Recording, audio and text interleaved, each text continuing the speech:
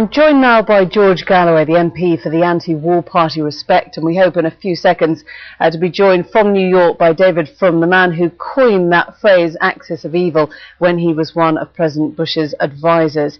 George Galloway, to you then, first of all, of course, you heard President Bush say that you must understand with clarity the threat Iran provides to world peace. It's a pretty big statement, and he's pretty clear on that one. Well, of course, Bush and Mr. Frum, when he arrives, and the other crazed neocons are the people who told us exactly the same thing about Iraq. And that turned out to be a pack of lies, which has landed us in the mother of all difficulties. And they want to repeat the story now about Iran. The best evidence that can be prayed in aid is the United States' own intelligence agencies, who have said that Iran is not developing a nuclear program.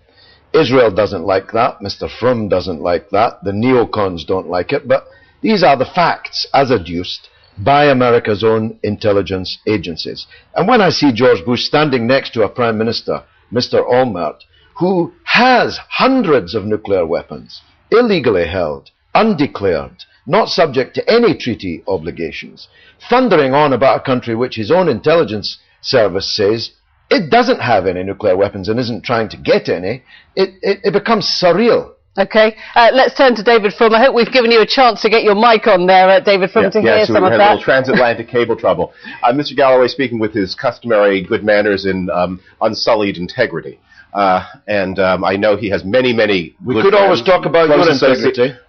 You've killed 1 million people in Iraq, so we could always talk about your integrity. Just let's listen to David Frum's answer to your allegation. Mr. Galloway, it's always the manners and the integrity that you're not sure of, and tonight we see the problem is going to be with the manners.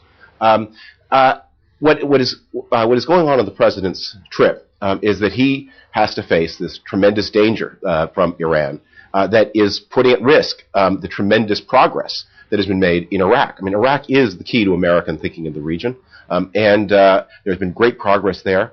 And the President needs to make sure that Iran does not continue to support the violent elements in Iraq, and that the progress made by the surge continues. You heard Mark Regev there saying that the Iranians were clearly behind the army of Hamas and Hezbollah, supporters of the most nihilistic elements in the region. But these are two guerrilla organizations who are armed with Kalashnikovs, so it doesn't take much to arm them. Israel, on the other hand, is armed with 200 nuclear weapons, and the United States is physically occupying Iraq and sailing its warships off the coast of Iran. So just to clarify, you're not disagreeing with that statement. You think Iran probably is behind the army of these organizations? Well, these people have 40-year-old Kalashnikovs. I know that because I've seen them. I've stood beside them. And your reporters have too. This is a canard. These liars that you're interviewing over the transatlantic cable are the people responsible for telling us the lies about Iraq, which have killed 1 million people. Why do you treat them so seriously and with such veneration? They're proven liars. David Frum, probably were taken seriously because we pay our own bills. No difference being made in George Galloway's mind between Hezbollah, Hamas, and the State of Israel. Well, I mean, his sympathies are notorious, as are, of course, his associates, as are, of course, his business interests. Isn't the point, though, as we heard at the end, that at the moment the US administration is in danger of punishing a state without any evidence whatsoever of nuclear military activity? Well, that's not quite right. The National Intelligence Estimate said the Iranians had closed down their military nuclear weapons development program. But it also acknowledged that Iran continued to enrich uranium that could be used in this way. And I think one of the things that is a real flaw in the NIE, and one of the things that has raised a lot of concern throughout the world in Europe, has been that it seems a little bit gullible of the U.S. intelligence communities to take the Iranian claims at face value about what they want this uranium for. Well, we can believe the American intelligence, or we can believe the people who told us the lies about Iraq. I mean, how many wars are we going to sleepwalk into? How many wars are we going to allow these crazed neocons, this is who are, by the way, on the payroll of the Zionist lobby in the United States? He's talking about paying their own bill. I really wouldn't use the word payroll if I were you. This man is a notorious bagman for the Zionist lobby. George Galloway, this is big rhetoric, but if you come back to those specific concerns, for example, that actually some of that intelligence, the intelligence report, was quite gullible. Well, I mean, who are we to say the United States intelligence services are gullible? Not only is there no evidence that Iran is not developing a nuclear weapon, the American intelligence has told us that the evidence is that they have abandoned it. Now, you could go on to discuss why Israel is allowed to have nuclear weapons, but Iran is not. But to propose war, which is what Bush is in the region for, war against a country that his own intelligence service says doesn't have nuclear weapons, in the service of a country which has hundreds of nuclear weapons, illegally held, undeclared, and subject to no international regulation. David from George Galloway.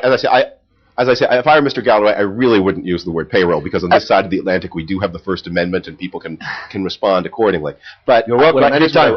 Here's what I say. Actually, there is actually very little possibility of a U.S.-Iranian conflict, and that has been subsiding. And one of the things that is really a fascinating question about the direction of the U.S.-Iran relationship is that since the publication of the NIE, there have been a lot of voices in the United States, including some of those so-called crazed neocons, including myself, who have said the United States should be proposing a more open relationship with Iran, should be proposing now to have direct contacts, precisely in the knowledge that the real impediment to a closer relationship is the Iranians themselves. They profit from this conflict. And when it was only just recently that the head of the Iranian state, the real head of the Iranian state, said that he would not accept any kind of direct connection with the United States. It's important for the United States not to look like the intransigent party here. Because it is Iran that requires this conflict. In that case, if that is what this is all about, why would President Bush, on his first trip to Israel, on the first day of a Middle East peace process visit, kick off by pointing the finger at Iran and calling it a threat in the past, a threat in the present, and a threat in the future?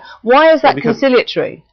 They had just buzzed American warships. I mean, one of the things that is a real mystery about Iranian behavior, and you saw this with your own Royal Navy, is at any moment when things look like there might be a promising turn to the Iranian-Western relationship, there is an attack, some kind of violation of international law, some kind of kidnapping has happened to the British, some kind of buzzing of American warships has happened recently in the Gulf that makes it impossible.